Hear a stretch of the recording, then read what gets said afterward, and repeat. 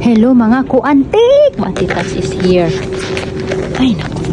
Egan herbisonon mga kuantik. Karon mga kuantik tanaw tani pinabay hinog ni ato. Palahinog natong chiko mga kuantik. Every now and then kinahanglan din siya kuanin i-check mga kuantik kay matingala na lang ka nangalaglag na sa yuta ay humok na. Napupo na ba? So karon day mga kuantik magkuan mi. Tawag ani.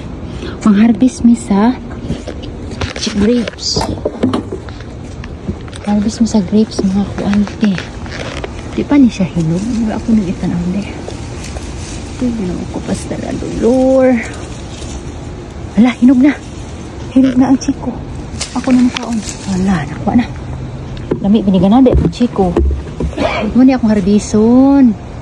Ubay-ubay po sila mga kuante. Harvison na ni kuante Tats. Ako ni pakita sa inyo niya ang harvest akong mga hinarvest. Mga harvest na tamo kuante sa mga atong mga kuan sa bait at galon.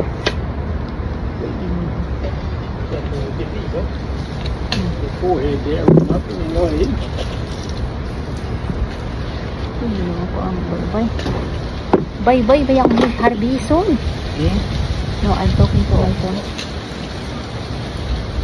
Marami pa naman akong gagawin. Mag-harvest ako dito. Can you harvest this one, Han? I'm going to taking care of the box. Mga kuyot ng uban sa kahinog. Ginoo ko. Grapes. Ang harvest ko grapes.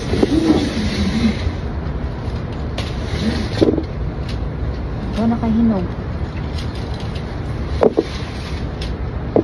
Dami ni siya kung mga kuan dito tawag salida kung taon din nani. I have a lot. Yeah.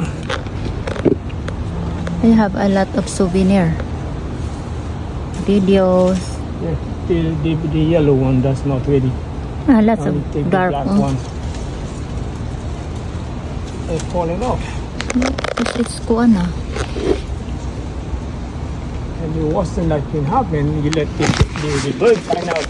Look at that mga kuante. Ito yung na-harvest namin na grapes. Marami-rami din to. Grapes. So yun lang mga kuante. Tapos na ako na-harvest sa grapes. Ngayon, uwi muna ako sa bahay. Check yung mga monkeys doon. Tapos babalik din ako dito kasi may check ako doon sa basilong, puno ng mangga. May mga box ako doon na nakalimutan kung ano ng laman kasi gusto ko nga i-repair pero wala naman akong time mag-repair so itapon ko na lang, sayang din. So yun lang mga kuante ang aking buhay-buhay. So kanina patsukan. So kanina nangaon miss ako ng Vietnamese restaurant. Kakauwi lang namin mga kuante. So big garbage day kasi bukas kailangan mag-check kami kung ano ang hindi na namin gagamitin dyan sa backyard. Itatapon na namin doon sa bukas kasi tigkuha ng malaking basura bukas. So yun mga kuante, magsugod na si yung kuante Tats.